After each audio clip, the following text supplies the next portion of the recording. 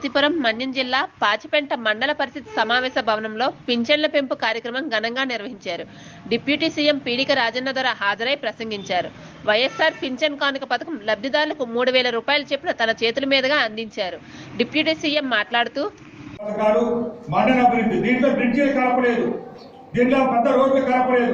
Tribal welfare రోడ్లు కానీ tribal welfare చేసిన పిఆర్ గారు కలపలేదు.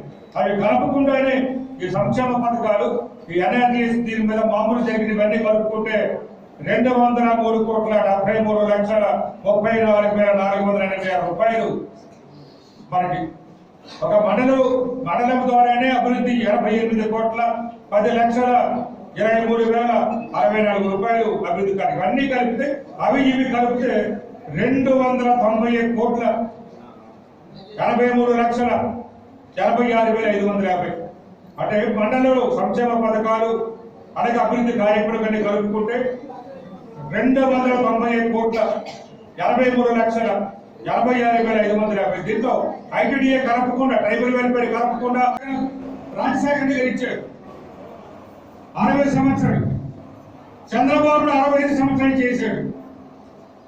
మళ్ళీ జగన్ వచ్చి కూడా 60 సంవత్సరాలు పెన్షన్ ఇస్తున్నాడు. మరి 65 సంవత్సరాలు దాంట్లో తప్ప చంద్రబాబు నాయుడు గారు పెన్షన్ ఇవ్వలేదనే విషయం మీరు అందరూ గుర్తుపెట్టుకోవాలి. మరి 65 సంవత్సరాలకు చంద్రబాబు పెన్షన్ ఇచ్చాడు, 60 సంవత్సరాలకు కూడా జగన్ పెన్షన్ ఇస్తున్నాడు. మరి జగన్ కావాలా చంద్రబాబు నాయుడు కావాలని మీరు ఆలోచించుకోవాలి. 1,000 రూపాయల పెన్షన్ జగన్ 1,000 రూపాయల పెన్షన్ చంద్రబాబు ఇచ్చారు. జగన్ వచ్చిన ఇంటికి 2,250 రూపాయల పెన్షన్ ఇచ్చారు. మరి జగన్ కావాలా చంద్రబాబు కావాలని మీరు ఆలోచించాలి. ఆనాడు తెలుగుదేశం ప్రభుత్వం, వైఎస్ఆర్ కాంగ్రెస్ ప్రభుత్వం. అదేవిధంగా వికలాంగులకు కూడా 80% వికలాంగులు ఉంటేనే చంద్రబాబు నాయుడు గారు పెన్షన్ ఇచ్చారు వికలాంగులకి. జగన్ 40% ఉన్నవాడికి కూడా పెన్షన్ ఇస్తున్నాడు. మరి అటువంటి చంద్రబాబు కావాలా? 80% ఉంటే పెన్షన్ ఇవ్వని చంద్రబాబు కావాలా?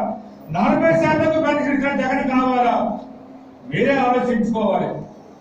ఇక్కడ వచ్చిన వారు కానీ రాని వారు కానీ 5 ఎకరాల భూమి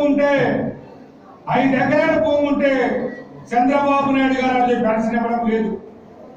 ఈ రోజు మీకు 10 ఎకరాలు కూడా పెట్టు భూమి ఉంటే జగన్ పెన్షన్ ఇస్తున్నాడు. 10 ఎకరాలకు మీకు పెట్టు భూమి నుండి జగన్ ఇస్తున్నాడు. పళ్ళ మీద 3.5 ఎకరాలు 3 ఎకరాలు దాటకుండా ఉంటే పెన్షన్ ఇస్తున్నారు. మరి 5 ఎకరాలకు పెన్షన్ ఇవ్వని చంద్రబాబు నాయుడు కావాలా? 10 ఎకరాల భూమి ఉండే పెన్షన్ ఇస్తున్నా జగన్ మీకు కావాలా? ఇక్కడ వచ్చిన చెల్లి కానీ, అక్క కానీ, అన్న కానీ, తమ్ముడు కానీ, తండ్రి కానీ, తాత కానీ, అమ్మ కానీ, అమ్మమ్మ కానీ, నాన్నమ్మ కానీ ప్రతి ఒక్కరు కూడా మీరు మీ కుటుంబాలు ఆలోచించుకోవాలి. అదేవిధంగా ఆర్థికంగా చూసినా సరే ఎవరికైతే మీకు